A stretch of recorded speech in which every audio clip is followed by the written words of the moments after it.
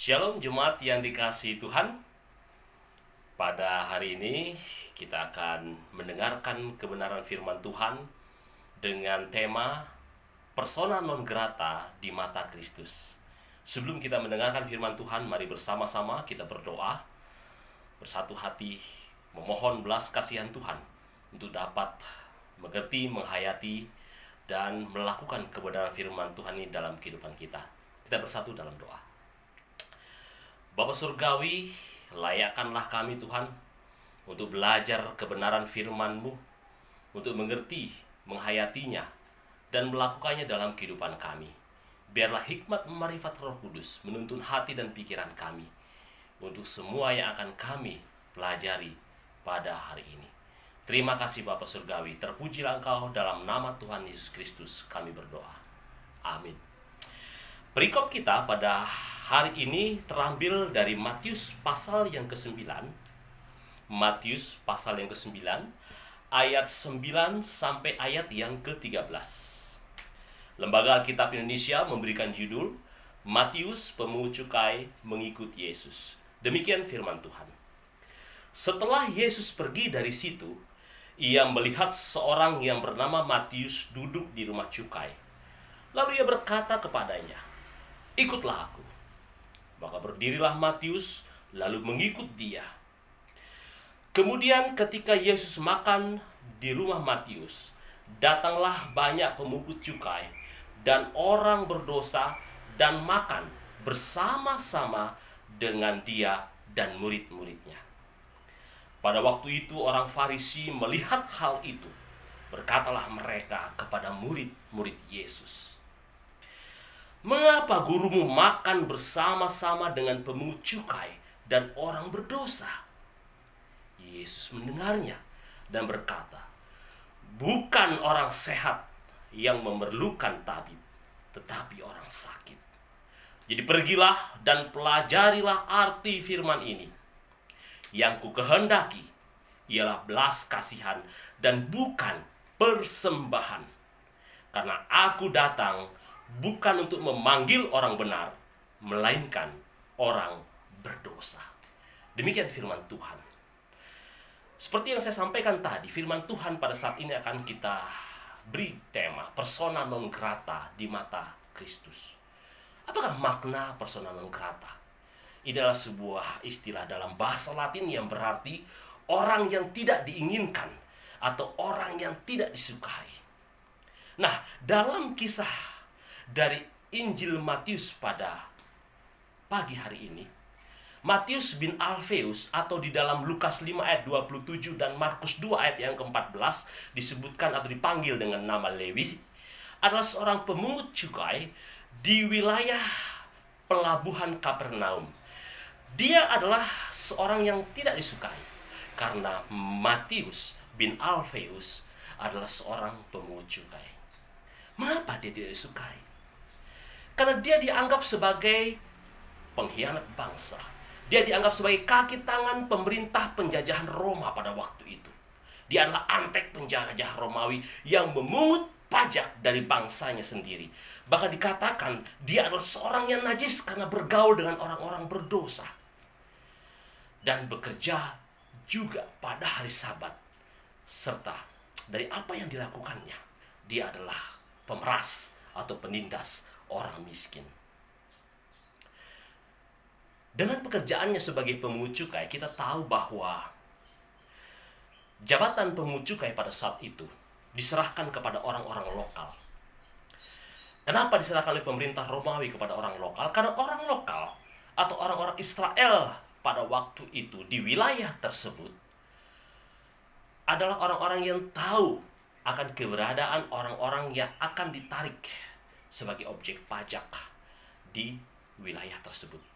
Oleh karena itu digunakanlah orang-orang lokal yang kemudian menjadi orang-orang yang tidak disukai atau dibenci oleh bangsanya sendiri karena dianggap sebagai kaki tangan daripada pemerintah penjajahan pada waktu itu.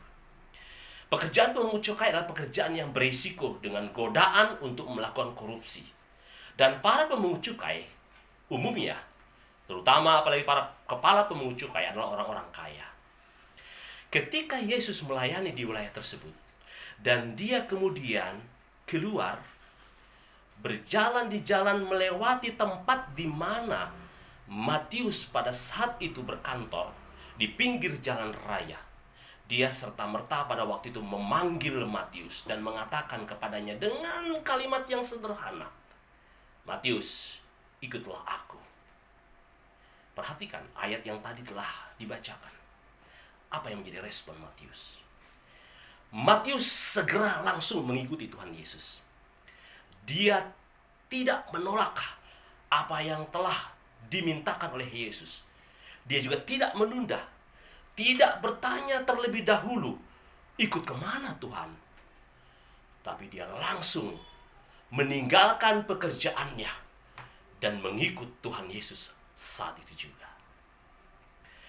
Kalau kita perhatikan perikop tersebut, setelah dia mengikuti Yesus, kemungkinan di antara mereka berdua ada komunikasi, dan untuk menyatakan kesukacitaannya bagaimana Matius kemudian disuruh mengikut Tuhan Yesus, itu adalah suatu panggilan, itu adalah suatu anugerah yang luar biasa yang dirasakan oleh Matius, sehingga dia yang merasa dirinya kotor, yang merasa dirinya adalah orang najis, merasa dia orang berdosa, saat itu dia merayakan anugerah panggilan tersebut dan mengundang Yesus makan di rumahnya. Ya, Tuhan Yesus diajak makan. Pada ayat 10 mengatakan demikian. Kalau kita masing-masing membayangkan berada di daerah tersebut, Yesus tentunya sudah terkenal di Kapernaum pada saat itu. Ya, Matius bin Alfeus adalah seorang yang dilahirkan di wilayah Kapernaum. Dan bukan hanya dia seorang mungkin pemungut cukai pada waktu itu.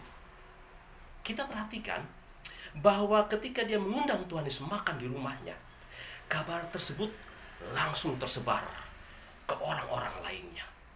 Nah, yang perlu kita perhatikan adalah ketika dia bersukacita merayakan panggilan tersebut, dia juga mengizinkan, mengundang para pemungut cukai lainnya. Dan kalau kita perhatikan dalam ayat 10, bukan hanya para pemungut cukai, tapi orang-orang berdosa juga pada waktu itu untuk bersama-sama makan dengan Tuhan Yesus di rumahnya dan juga dengan para murid. Wow, suatu sukacita yang luar biasa karena Tuhan mau memanggil dia dan mau makan di rumah dia. Ini suatu kehormatan, bukan hanya kehormatan dari seorang berdosa, tapi suatu kebahagiaan luar biasa dirasakan dalam jiwanya karena dia terpanggil untuk bersama-sama dengan murid lainnya untuk mengikuti Yesus. Dan pada saat itu juga tentunya terjadi keramaian di rumah daripada Matius. Saat itu tentu ada orang Farisi. Orang Farisi adalah para penjaga hukum agama, para penjaga etika dan moral, yang kemudian mempertanyakan, karena mereka merasa diri mereka sebagai penjaga hukum agama, sebagai penjaga etika dan moral, sebagai orang yang eksklusif. Dia mempertanyakan kepada para murid pada waktu itu, Kenapa guru kalian, kenapa Yesus mau makan bersama seorang yang dianggap najis oleh bangsa Israel pada waktu itu, yang dipersamakan dengan seorang pelacur, makan di rumah Matius? Orang Farisi dengan pikirannya, dengan apa yang dia ketahui, dengan dalil-dalil agamanya, dengan menganggap bahwa Matius adalah orang yang najis tadi, kemudian Yesus bersama-sama di dalam rumahnya, maka orang Farisi pada saat itu berpikir bahwa Yesus adalah seorang yang bersekutu, seorang yang berpihak, seorang yang membela seorang najis, seorang berdosa seperti Matius, dan makan bersama-sama dengan dia. Ayat 11 mengatakan demikian. Yesus mendengar pertanyaan tersebut, tidak membiarkan murid yang menjawab. Sebagai pemimpin, untuk menyatakan kebenaran, untuk menegaskan, untuk melakukan klarifikasi, untuk menjawab ke inti masalah apa yang hendak dia lakukan dengan seorang yang telah bertobat ini. Dia mengatakan, bukan yang sehat perlu tabib, tapi yang sakitlah yang memerlukan tabib. Demikian ayat ke-12 mengatakan. Suatu jawaban yang cukup telak, Jawaban yang langsung ke inti masalah. Jawaban yang tidak kemudian menjadi multi tafsir ketika harus para murid yang menjawabnya. Tapi langsung Tuhan sendiri menjawab kepada para orang Farisi tersebut. Untuk kemudian memberikan jawaban yang apa menjadi tujuan Yesus untuk menyelamatkan manusia. Dalam hal ini Matius pada saat itu. Saudaraku yang dikasihi oleh Kristus, persona non grata di mata Kristus dari seorang yang hina dan najis, tidak disukai dan dibenci oleh bangsanya sendiri, menjadi orang yang dikasihi dan diampuni. Yesus menegaskan bahwa belas kasihan lebih penting dari persembahan. Wah, belas kasihan lebih penting dari persembahan. Ya karena memang orang Farisi, orang Israel pada waktu itu membanggakan, mendahulukan, mementingkan persembahan demi persembahan yang mungkin dilakukan dengan tidak tulus, yang mungkin hanya untuk menunjukkan kesalehan, yang ingin menghapuskan dosanya, tapi melakukan sesuatu hanya demi kepentingan dirinya. Yesus mengatakan bahwa belas kasihan itu lebih penting daripada persembahan itu sendiri. Kristus datang memanggil orang berdosa, bukan orang benar. Demikian perikop menegaskan. Dari sini kita bisa lihat, dari seorang persona non grata yang dibenci, tidak disukai, yang najis di mata masyarakat, di mata bangsanya pada saat itu, menjadi persona grata di mata Tuhan. Persona grata, orang yang disukai, orang yang disenangi, orang yang diinginkan atau diharapkan di mata Tuhan, pencipta manusia itu sendiri. Namun satu hal yang harus kita perhatikan adalah dalam hidup Matius berikutnya, ketika pertobatan terjadi, tidak berhenti hanya di dalam pertobatan tersebut. Untuk berikutnya kita semua tahu bahwa Matius kemudian menjadi pengikut yang proaktif, menjadi misionaris yang proaktif, menjalankan apa yang menjadi misi Allah di tengah-tengah dunia ini untuk menjangkau dan menyelamatkan orang-orang yang belum selamat, yang tinggal di dalam kegelapan. Itu yang dilakukan Matius berikutnya. Apa yang kita bisa ambil di sini? Kita mungkin mengalami kesembuhan jasmani. Kita berdoa supaya Tuhan menyembuhkan tubuh kita. Tapi persoalannya adalah kesembuhan yang diberikan itu, sebagaimana 10 orang kusta, ketika 10 orang itu disembuhkan, lalu yang kembali kepada Yesus hanya 1 orang. Tuhan ingin mengingatkan kepada kita bahwa kita orang yang berkenan, orang yang diinginkan oleh Allah di tengah-tengah dunia ini adalah orang-orang yang mau melakukan panggilannya sebagai orang percaya. Banyak pelajaran berharga yang kita bisa dapatkan dari perikop ini. Antara lain adalah jangan kita masing-masing memukul rata membenci suatu profesi. Dalam pikiran kita, image kita pada saat ini, mungkin ada profesi-profesi yang ketika disebutkan atau ketika berhadapan dengan profesi tersebut, pikiran kita langsung, oh ini profesi orang jahat. Oh ini biasa tukang suap. Oh ini biasa penerima suap. Oh ini biasa mempermainkan perkara. Oh ini orang yang biasa meminta, memeras, dan lain sebagainya. Jangan kita memukul rata, membenci suatu profesi. Ketika Tuhan sudah memanggil seseorang di dalam profesinya, maka ada belas kasihan, maka ada penjangkauan di sana, ada pertobatan di sana. Apapun kata dunia ini tentang suatu profesi, maka seseorang bisa melakukannya untuk kemuliaan Tuhan. Berikutnya adalah jangan cepat menghakimi dan merasa paling benar. Tanpa kita tahu duduk persoalannya, ketika Yesus makan di rumah Matius, lihat orang-orang yang merasa dirinya adalah penjaga moral dan etika bangsa Israel, penjaga hukum-hukum agama, langsung menghakimi. Bagaimana mungkin seorang rabi, bagaimana mungkin guru kalian itu bersama-sama duduk makan? Karena undangan makan adalah suatu undangan di mana seseorang berkenan untuk undangan tersebut dan mau makan bersama dengan dia. Lihat orang Farisi, mereka langsung menghakimi karena merasa dirinya adalah orang paling benar. Berikutnya, yang kita pelajari adalah apapun dosa dan seberapa buruk pun dosa yang saya dan saudara lakukan, siapapun lakukan, dan bahkan di mata manusia begitu buruknya citra diri kita.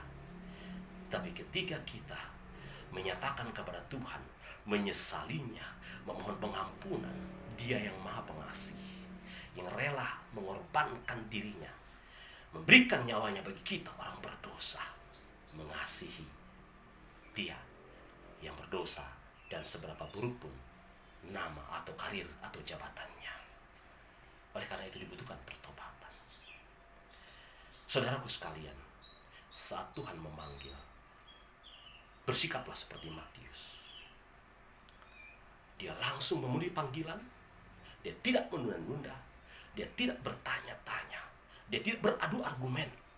Tapi dia langsung bersegera meninggalkan bahkan pekerjaannya pada waktu itu sebagai pemungut cukai dan menjadi pengikut Kristus yang proaktif, menyatakan bahwa keselamatan hanya ada dalam Kristus di tengah-tengah dunia ini.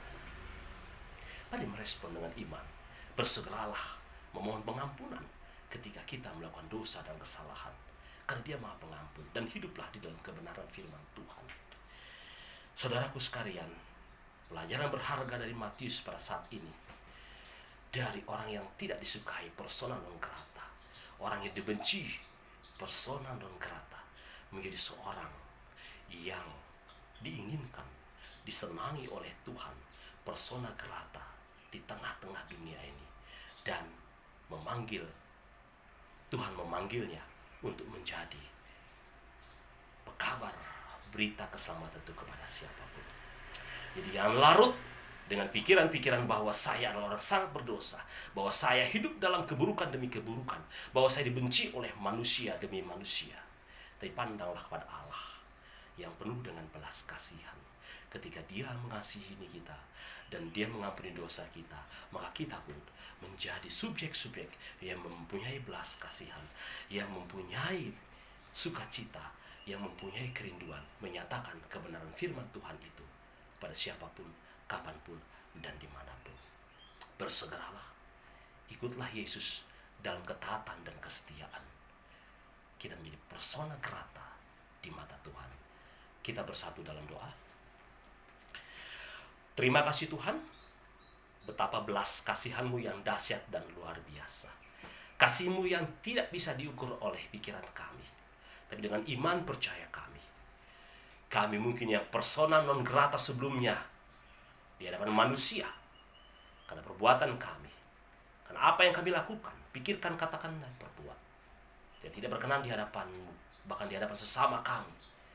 Tapi ketika kami bertobat, memenuhi panggilan kami untuk menerima Kristus Yesus sebagai Tuhan dan Juru Selamat yang hidup, kami menjadi orang yang dikehendaki. Kami menjadi orang yang disukai di mata Tuhan, menjadi persona grata. Namun demikian Tuhan, Engkau menginginkan kepada kami semua, ketika kami bertobat, kami memenuhi panggilan Tuhan Yesus Kristus sebagai Tuhan dan Juru Selamat kami yang hidup, menjadi murid-murid. Kami Engkau minta, Engkau perintahkan menjadi saksi-saksi yang hidup di tengah-tengah dunia ini, untuk juga mengabarkan belas kasihan Allah, pengampunan Allah kepada siapapun, kapanpun, dan dimanapun. Terpujilah Engkau dengan firman-Mu. Dalam nama Tuhan Yesus Kristus kami berdoa. Amin.